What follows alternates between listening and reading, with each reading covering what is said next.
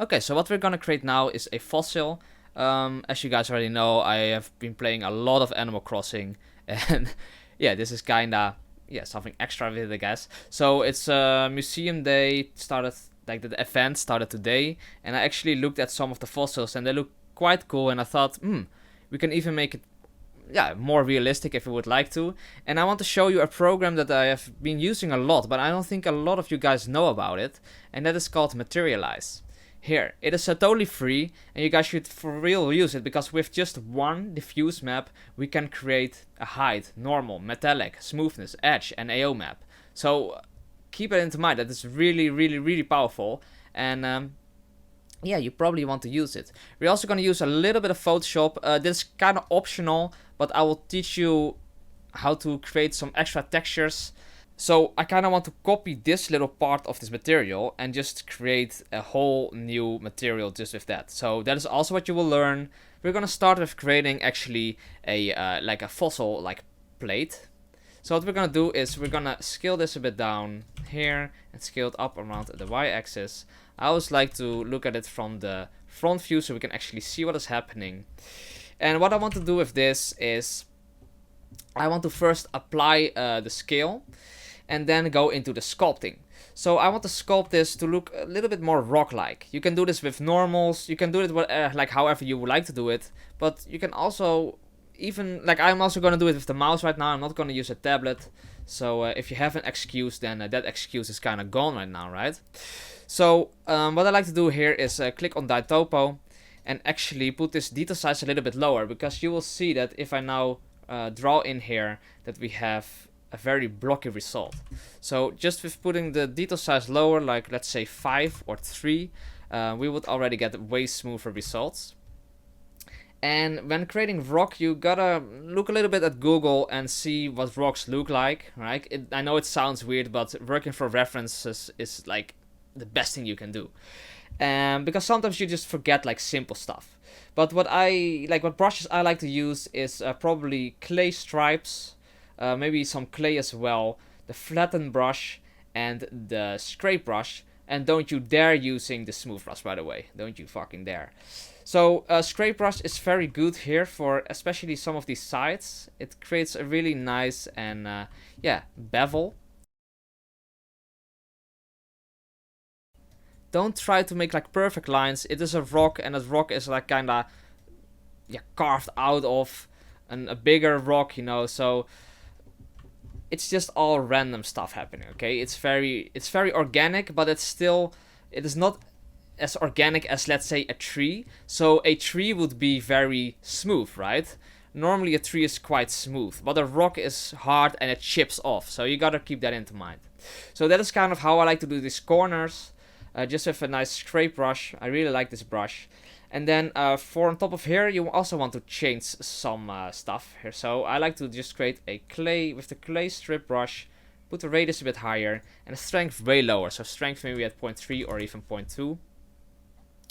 And you just want to paint on here, okay? So like this. And then when you do control, you go inwards, right? So now you can see that here we just go outwards with our, like we lay clay on top, and here we scrape clay away if you hold control.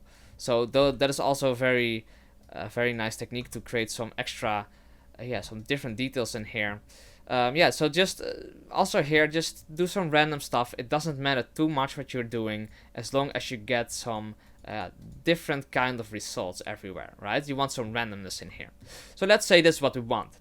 Now you want to play around with the flatten and the scrape brush. So the scrape brush, you can see that it makes a very nice and flat areas, which of course we also want here. And the flatten brush kind of does the same. Just make sure, flatten brush works a little bit different, and it sometimes also smooths other parts out, which we do not really want. So maybe the scrape might even be better in this case. Also keep in mind that if you put this lower the radius, it also gives a different kind of effects, and you can like create more of like tertiary forms. And if you go too far inside of each other, you can see that we kind of get the underlaying stuff. You do not want that. What you can do is you can use a not a blob, but inflate, and you can just inflate it a little bit.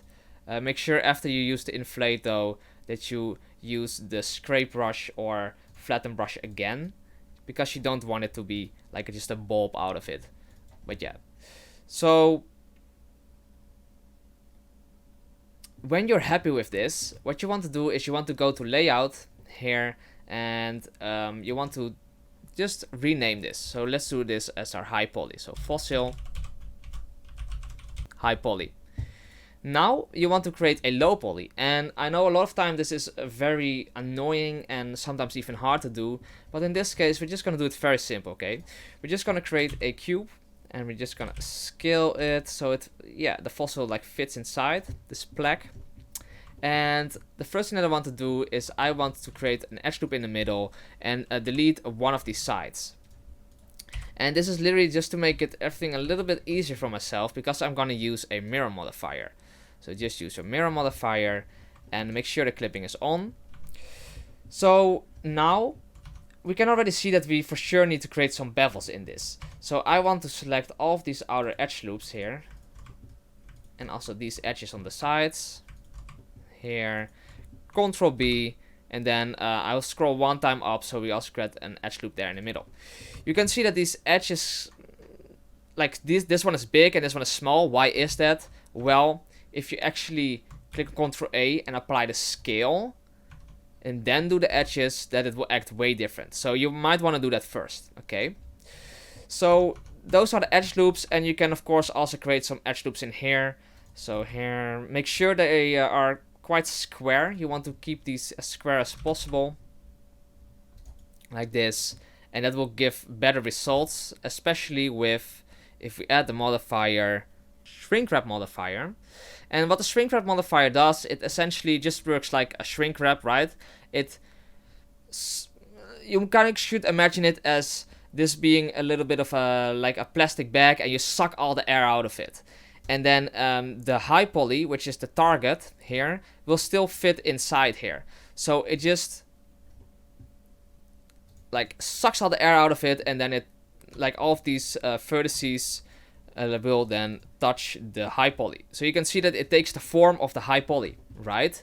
And higher of a subdivision you have, don't do this, but I will just show you. The higher of a subdivision I have, the more it will just show like the high poly, right? So if you're happy with this, you might want to create some extra edge loops in here just to create a little bit more of a result that we're after. Then use your shade smooth, and we have our low poly as well. So is this the perfect way to do this? Not in all cases. In this case, it's actually quite a good way to create a decent low poly. And we can then bake our high poly on top of our low poly inside a program like Substance Painter. So what you want to do now is I am going to apply my mirror and my shrink wrap, and I want to create our seams, right? Our UVs. So how do we do this? Well, it is not too hard. And you can literally just select this edge loop, this edge loop here, Ctrl E, mark seam, and then I'll just create one here and one here in the bottom. Mark seam, A, U, and unwrap. So here, if you go to UV editing, you can see that everything is UV unwrapped, and yeah, it looks quite good, right? So these ones could be a little bit bigger, so don't be afraid to scale anything up if it still fits in your scene. So I'm just gonna move these here to the top. Yeah, you can see that I can make them even bigger than that. So yeah, don't be afraid to do that. It will give some more detail. Here, just make sure they are not overlapping, as you can see here. We don't want any of the overlapping that you can see.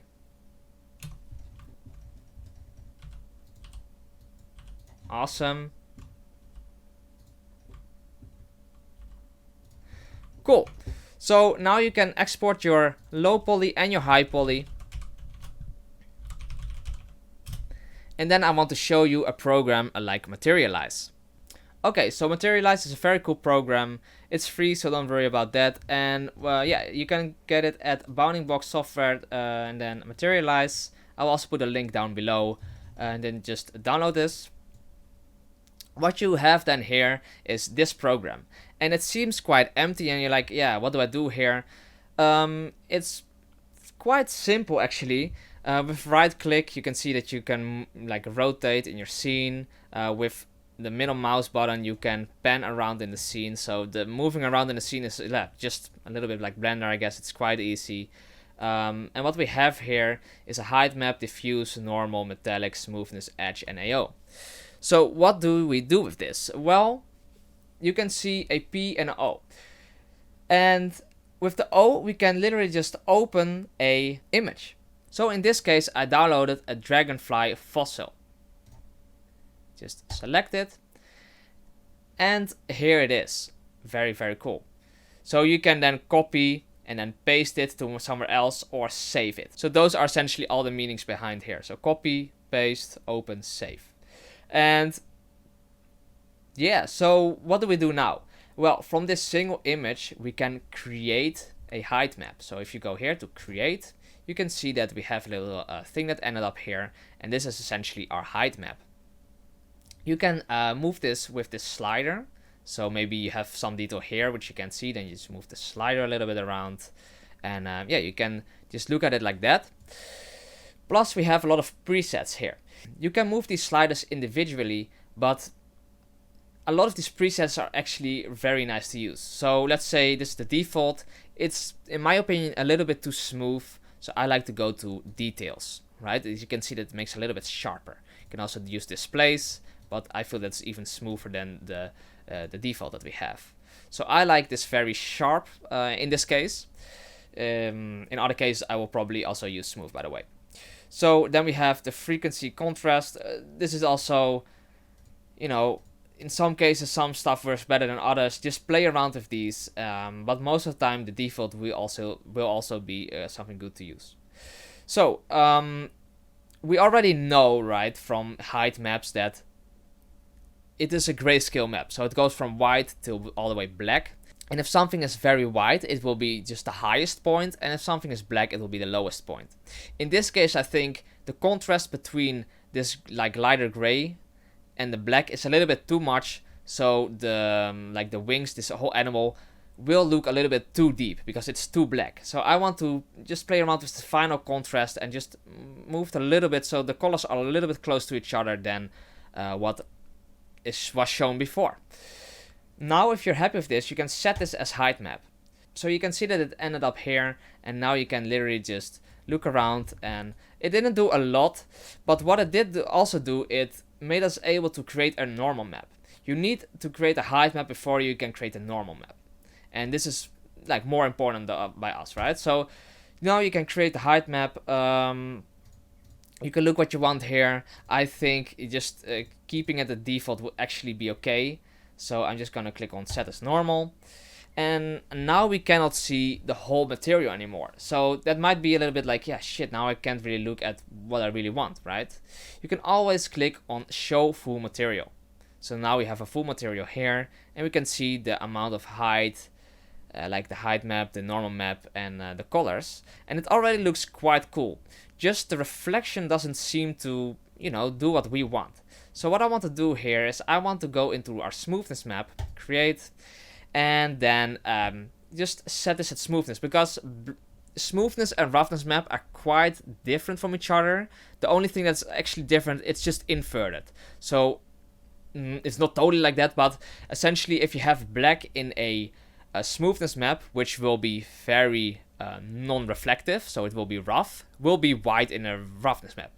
We will show you later on in Substance Painter, but if I set this as smoothness here and then look at the full material, you can see that we have a less of a shiny result. So yeah, this is actually quite cool, and there are a lot of more small things that you can do here, but yeah, these are really the things that I wanted to focus upon. What you also really want to keep into your mind if you use Materialise, you probably want to use a nice and square map, right? Instead of something that is longer. Otherwise you gotta or play with some of the controls, or Materialise will kind of squeeze your like textures together, so you get like some weird results sometimes. So keep it in mind. You can also tile maps and all of that shebang to choose the amount of like the texture size that you want, the amount of times it overlaps, and all of that. I'm not really gonna bother with that right now, but if you're happy with your normal map, you can just click on S and then save it as normal, right? Just as well as all of these other ones. So once you have those, you can literally just jump inside Substance Painter and we can open our files. So File, New, and we're gonna select our fossil low. Click on OK, and here our low poly will end up. Bam. So now we want to bake the high poly details on top of this low poly.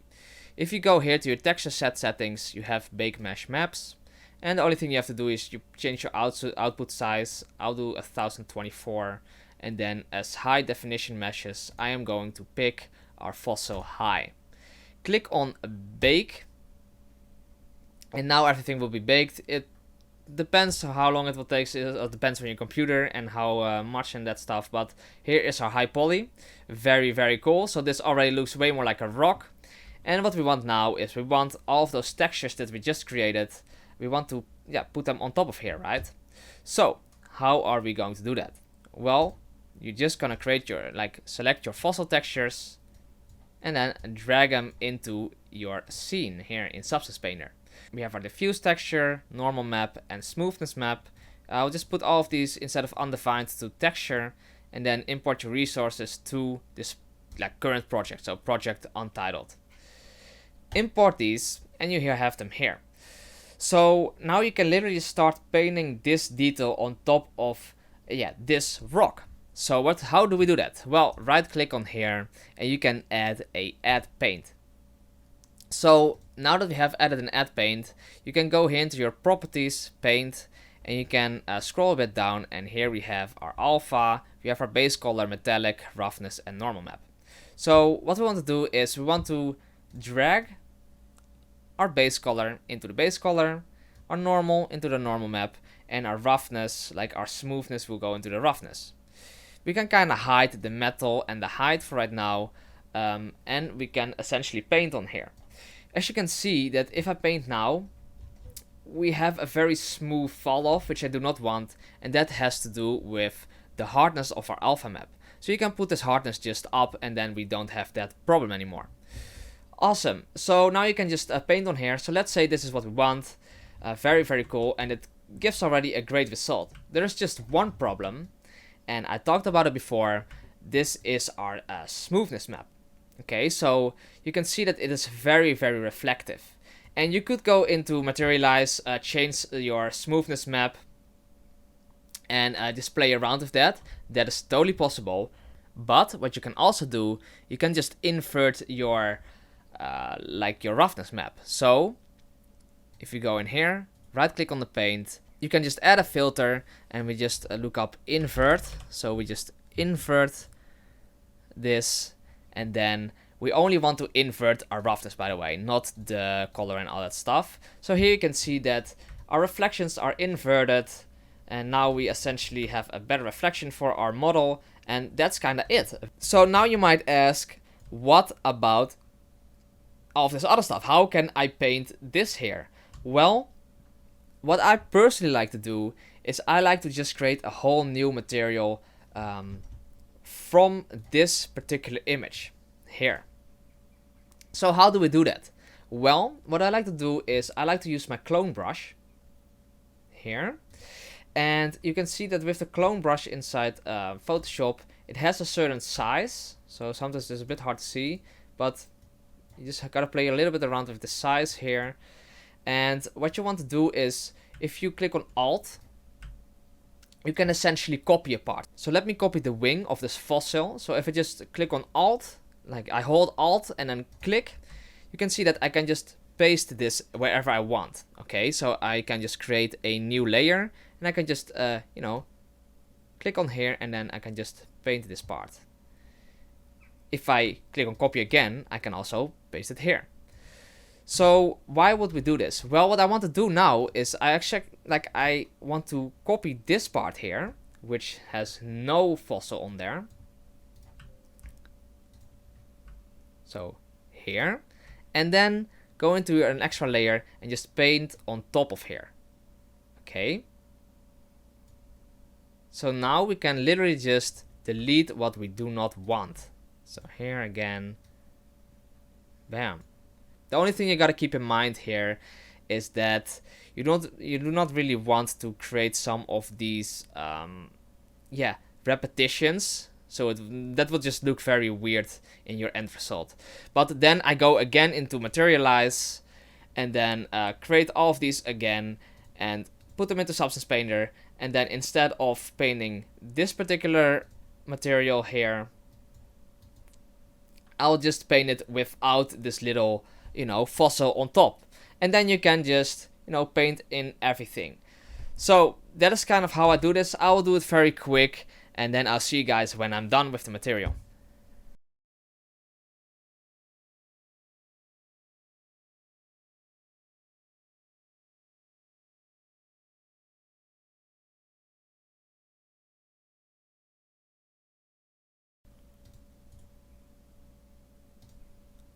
So I just duplicate the layer, go into paint, scroll a bit lower, and then just, put these instead of the other ones, right? So just redo them. And then you want to, just paste them on top like this.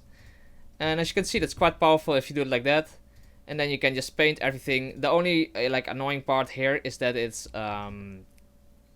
it's kind of tiled, as you can see. And you can always just rotate with Control, and you just Control left click your mouse, and you can see that you can rotate your brush around, so it will make it less conform. So this is one of the ways that I like to create this, and yeah, I hope you guys like this. And you can literally just export this, put this into any engine that you want, Unity or Unreal, and then you can use it.